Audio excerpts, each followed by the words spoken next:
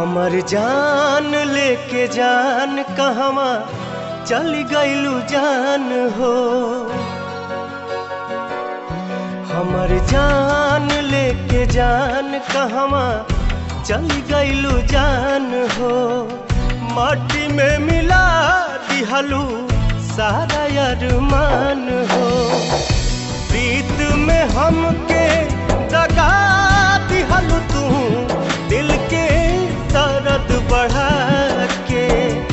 पल भर में सपना भुला दिहलू तू दिल के दर्द बढ़ा के।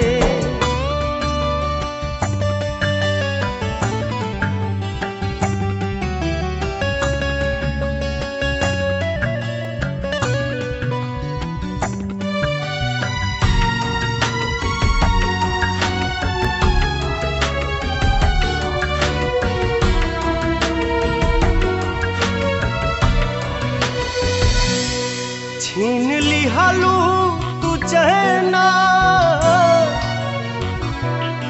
दर्द घटले घटे ना। कट गइल पंख अब ता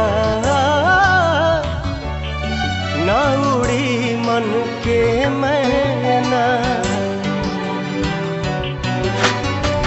चारू ओर छा गइल गम के बदरिया।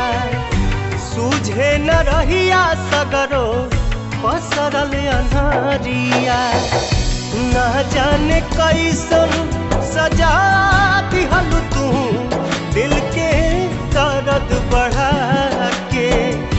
पल भर में सपना भुला दिहलू तू दिल के दर्द बढ़ा के।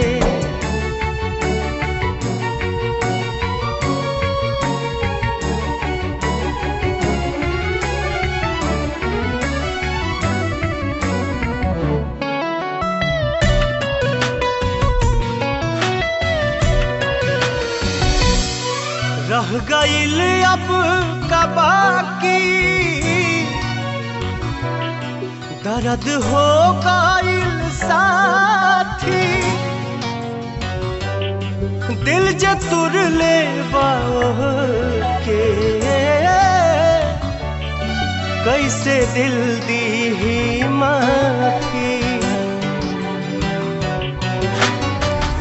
तू तो बढ़ा दिहलू रिश्ता में दूरी।